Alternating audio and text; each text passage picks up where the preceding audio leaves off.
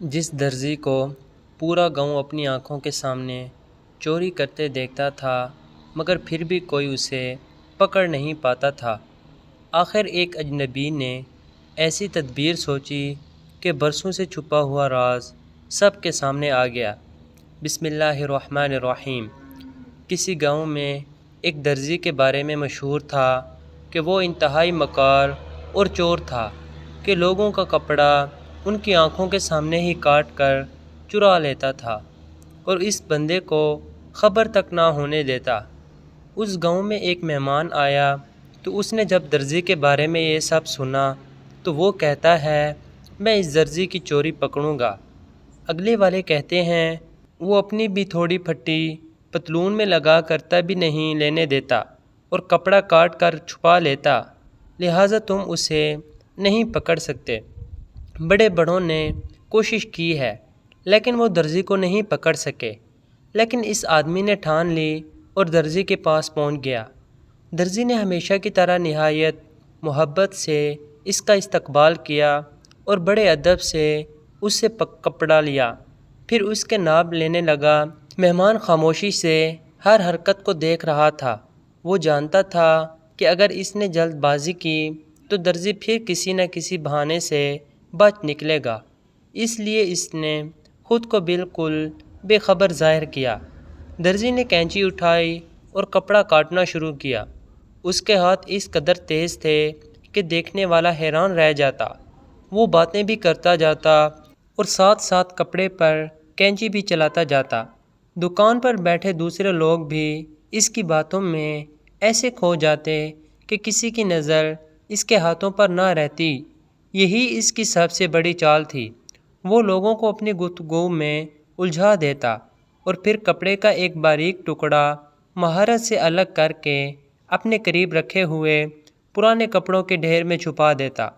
مہمان نے غور کیا کہ درزی جب بھی کینچی چلاتا تو ایک لمحے کے لیے اس کی آستین غیر معمولی انداز میں حرکت کرتی تھی، مگر پھر سب کچھ معمول کے مطابق نظر آنے لگتا تھا۔ مہمان نے دل ہی دل میں کہا، یہی وہ راز ہے جسے آج تک کوئی سمجھ نہیں سکا، مگر ابھی وہ خاموش رہا کیونکہ اسے صرف شک نہیں بلکہ پکا ثبوت چاہیے تھا۔ درزی نے ناپ مکمل کیا اور کہا، کل شام تک تمہارے کپڑے تیار ہو جائیں گے۔ مہمان نے مسکرا کر ہاں میں سر ہلایا اور دکان سے نکل آیا، مگر وہ سیدھا سرائے نہیں گیا بلکہ سامنے ایک درخت کے نیچے بیٹھ گیا جہاں سے درزی کی دکان صاف دکھائی دیتی تھی۔ وہ شام تک آنے جانے والوں کو دیکھتا رہا، ہر شخص خوشی خوشی کپڑا دیتا اور مطمئن ہو کر واپس چلا جاتا۔ کسی کے چہرے پر شک کا ایک ذرہ بھی نہ تھا، کیونکہ درزی نے برسوں میں ایسا اعتماد قائم کر لیا تھا کہ لوگ اس کی تعریف کرتے نہ تھکتے تھے۔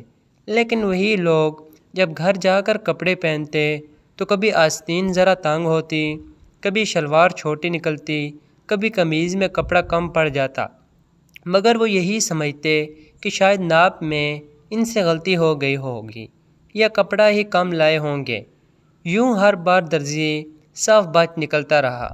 مہمان نے رات بھر اس راز پر غور کیا اور اس نے یہ فیصلہ کیا کہ وہ صرف اپنی نہیں بلکہ پورے گاؤں کی امانت بچائے گا، کیونکہ جو شخص روزانہ تھوڑا تھوڑا ظلم کرتا ہے وہ ایک دن بہت بڑا ظالم بن جاتا ہے اور لوگ اس کے عادی ہو جاتے ہیں۔ مگر ظلم چاہے کتنا ہی چھپا ہوا کیوں نہ ہو، ایک نہ ایک دن اس کا پردہ ضرور چاک ہوتا ہے اور سچ آخر کار روشنی کی طرح سامنے آ ہی جاتا ہے۔ اگلی صبح سورج نکلنے سے پہلے ہی وہ مہمان دوبارہ درزی کی دکان کے قریب پہنچ گیا، مگر اس بار وہ عام گاہک بن کر نہیں آیا بلکہ اس نے ایک موٹا سا کپڑا خریدا اور اس کے کنارے کے اندر اپنی طرف سے نہایت باریک دھاگے سے ایک چھوٹا سا نشان بنا دیا جو عام آنکھ سے نظر نہیں آتا تھا۔ پھر وہ کپڑا لے کر درزی کے پاس پہنچا اور بڑے سکون سے بولا، مجھے اس کپڑے کی قمیض اور شلوار تیار کرنی ہے، مگر خیال رکھنا یہ کپڑا میرے والد کی آخری نشانی ہے، اس لیے اس کا ایک دھاگا بھی ضائع نہ ہو۔ درزی نے مصنوعی ہمدردی ظاہر کرتے ہوئے کہا، تم بے فکر رہو، میرے ہاتھ سے کبھی کسی کا نقصان نہیں ہوا۔ مہمان نے دل میں مسکرا کر کہا، آج سچ خود بولے گا۔ درزی نے حسب عادت ناپ لینا شروع کیا اور ساتھ ہی گاؤں کے لوگوں سے ہنسی مذاق کرتا رہا تاکہ سب کی توجہ ہٹ جائے، مگر آج مہمان کی نظریں ایک لمحے کے لیے بھی اس کے ہاتھوں سے نہ ہٹیں۔ اچانک اس نے دیکھا کہ کینچی چلانے کے بعد درزی نے اپنی ہتھیلی کو آستین کے اندر لے جا کر پل بھر میں واپس نکال لیا، جیسے کچھ ہوا ہی نہ ہو۔ مہمان نے فوراً سمجھ لیا کہ یہ راز آستین میں چھپا ہے، مگر اس نے خاموش رہنے میں ہی بھلائی سمجھی، کیونکہ ابھی اس سے ایسا ثبوت چاہیے تھا جس سے پورا گاؤں اپنی آنکھوں سے حقیقت دیکھ لے۔ درزی نے کپڑا تہہ کر کے ایک طرف رکھا اور بڑے اعتماد سے کہا، کل شام آ جانا، تمہارے کپڑے تیار ملیں گے۔ مہمان نے سر ہلایا اور چلا گیا، مگر وہ سیدھا گاؤں کے بزرگ کے پاس پہنچا اور ساری بات بتا دی۔ بزرگ نے کہا، صرف شک سے کسی کو چور نہیں کہا جا سکتا۔ اگر تم واقعی اسے رنگے ہاتھوں پکڑنا چاہتے ہو تو پورا گاؤں کے سامنے پکڑنا ہوگا۔ پھر دونوں نے ایک منصوبہ بنایا۔ اگلے دن شام کو جب مہمان کپڑے لینے آیا تو گاؤں کے کئی لوگ بھی بہانے سے وہیں جمع ہو گئے۔ درزی ہمیشہ کی طرح مطمئن تھا، اسے یقین تھا کہ آج بھی وہ سب کو بے وقوف بنا دے گا۔ اس نے نہایت صفائی سے سلے ہوئے کپڑے مہمان کے حوالے کیے۔ مہمان نے کپڑے کھولے اور خاموشی سے اندرونی کنارے پر اپنا خفیہ نشان تلاش کیا۔ نشان اپنی جگہ موجود تھا، مگر اس کے قریب سے کپڑا باریک سا کٹا ہوا تھا۔ اس نے فوراً کہا، میرے کپڑے کم ہیں۔ درزی ہنس کر بولا، تمہیں وہم ہو رہا ہے، میں نے ایک دھاگا بھی ضائع نہیں کیا۔ مہمان نے کہا، اگر ایک دھاگا بھی ضائع نہیں ہوا تو اپنی آستین سب کے سامنے الٹ دو۔ درزی کے چہرے کا رنگ بدل گیا، مگر وہ سنبھلتے ہوئے بولا، اس کی کیا ضرورت ہے؟ مہمان نے بلند آواز میں کہا، اگر تم بے قصور ہو تو ڈر کس بات کا؟ اب تک پورا گاؤں جمع ہو چکا تھا۔ سب لوگ حیرت سے درزی کو دیکھنے لگے۔ آخر گاؤں کے بزرگ نے خود آگے بڑھ کر درزی کی آستین پکڑی اور جیسے ہی اسے الٹ کیا تو اس کے اندر ایک خفیہ جیب بنی ہوئی تھی، جس میں مختلف رنگوں اور مختلف قسم کے کپڑوں کے بے شمار چھوٹے چھوٹے ٹکڑے بھرے ہوئے تھے، وہی ٹکڑے جو برسوں سے گاؤں والوں کے کپڑوں میں سے چرائے گئے تھے۔ ایک لمحے کے لیے پورا بازار خاموش ہو گیا، پھر ہر طرف سے حیرت اور غصے کی آوازیں آنے لگیں۔ جن لوگوں نے ہمیشہ اپنی غلطی سمجھ کر خاموشی اختیار کی تھی، آج انہیں معلوم ہو گیا کہ قصور ان کا نہیں بلکہ اس شخص کا تھا جس پر انہوں نے اندھا اعتماد کیا تھا۔ درزی کے پاس اب کوئی بہانہ باقی نہ رہا، اس کی نظریں جھک چکی تھیں اور پہلی بار اسے احساس ہوا کہ برسوں کی مکاری ایک لمحے میں ختم ہو سکتی ہے۔ درزی کے ہاتھ کانپ رہے تھے اور پورا گاؤں خاموش کھڑا اسے دیکھ رہا تھا۔ برسوں سے جس شخص کو لوگ ایماندار سمجھتے تھے، آج وہ سب کے سامنے شرمندہ کھڑا تھا۔ گاؤں کے بزرگ نے اس کی آستین سے نکلنے والے کپڑوں کے ٹکڑے ایک ایک کر کے زمین پر رکھ دیے تو ہر شخص اپنے کپڑے کا رنگ پہچاننے لگا۔ کسی نے کہا، یہ میرے کرتے کا حصہ ہے۔ کسی نے کہا، یہ میری شلوار کے کپڑے کا ٹکڑا ہے۔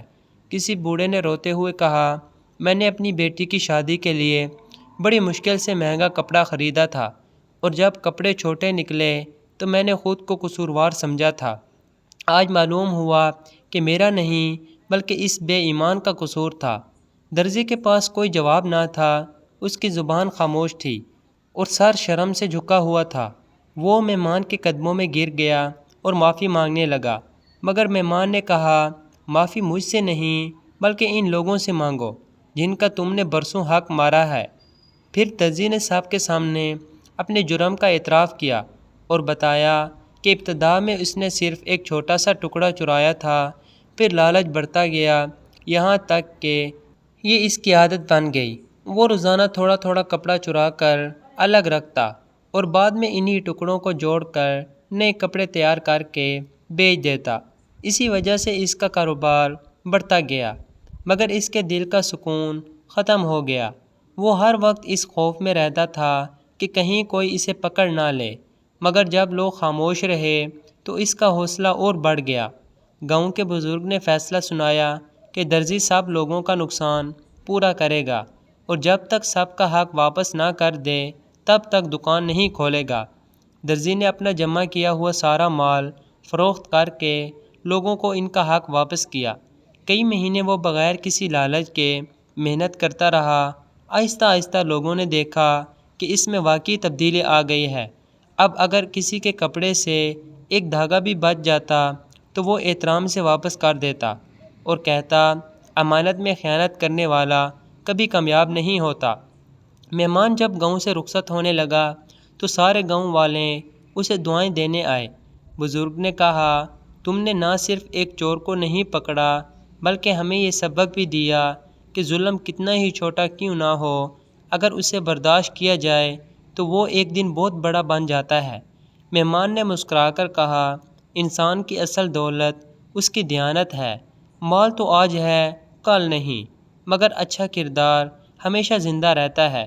اس کے بعد وہ خاموشی سے اپنی منزل کی طرف روانہ ہو گیا اور گاؤں والے برسوں تک اس واقعے کو یاد کرتے رہے تاکہ آنے والی نسلیں جان سکیں کہ دھوکہ وقتی فائدہ دے سکتا ہے مگر سچائی آخر کار ضرور جیتتی ہے، اور جو دوسروں کی امانت میں خیانت کرتا ہے ایک دن ضرور اپنے ہی کیے ہوئے عمل کے سامنے بے بس ہو جاتا ہے۔